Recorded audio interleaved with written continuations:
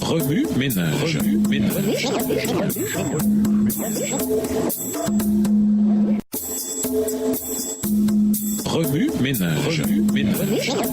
Bienvenue dans notre émission Remue-ménage. Nous voilà à la leçon de lundi. Interpréter. Donner à Jésus la dernière place. Dans Fundamentals of Christian Education, les principes de l'éducation chrétienne, Ellen White écrit que ceux qui donnent à Jésus la première, la dernière et la meilleure place sont les gens les plus heureux du monde, alors que la section précédente nous exhorte à donner à Jésus la première place. La question demeure, que veut dire lui donner la dernière place ? Prenons une illustration classique. On a un pot en verre, des cailloux de la taille d'une balle de golf, du gravier et du sable. Si on met d'abord le sable, puis le gravier dans le pot, on n'arrivera pas à faire entrer les cailloux. Il faut mettre d'abord les cailloux, puis le gravier et enfin le sable pour remplir les espaces vides. La leçon à tirer de cette illustration, c'est qu'il faut mettre ce qui est le plus gros en premier. Puisque la plus grande valeur dans notre vie devrait être spirituelle, ce sont là les principes que nous devrions cultiver et encourager dans les décisions de notre vie. Notons cependant que bien que les cailloux soient importants, le sable fin l'est tout autant. Il remplit l'espace vide entre les cailloux et le gravier. Non seulement Jésus devrait être le plus grand, mais aussi le plus petit et par conséquent le dernier élément qui rassemble le tout. Il ne s'agit pas tant de tout faire entrer dans le pot que de remplir les espaces vides qui s'y trouvent. Et après tout cela, nous découvrions peut-être même de l'espace pour des choses plus fines encore, des liquides et même des gaz. Dieu ne devrait-il pas être la dernière et la plus abondante entité avec laquelle nous remplissons notre vie? Les analogies ont évidemment leurs limites, mais le point demeure. S'il est important de mettre Dieu en premier, il est tout aussi important à la fin de la journée dans un projet, une étape de vie ou toute la vie jusqu'ici, de réviser les décisions que nous avons prises pour voir si Dieu était dans les grands et les petits espaces de notre vie. Non seulement nous devrions nous poser la question, Dieu a-t-il été dans les plus grandes parties de ma vie, mais aussi, a-t-il été dans toutes les parties de ma vie? Au-delà de simplement établir la priorité des choses spirituelles, le fait de donner à Dieu la première et la dernière place fait de lui une partie inséparable de notre esprit, de notre cœur, de nos décisions, de nos pensées, de notre vie entière. En essayant de donner la première place à Dieu, nous contournons souvent les choses spirituelles dans une formalité ou tentons d'attribuer une valeur numérique aux éléments d'une liste. Mais au-delà de nos tentatives humaines, Dieu cherche à être un avec nous, dans chaque élément de notre temps sur terre, pour nous préparer au temps que nous passons avec lui au ciel. Il aspire à être notre premier et notre dernier, notre alpha et notre oméga, notre commencement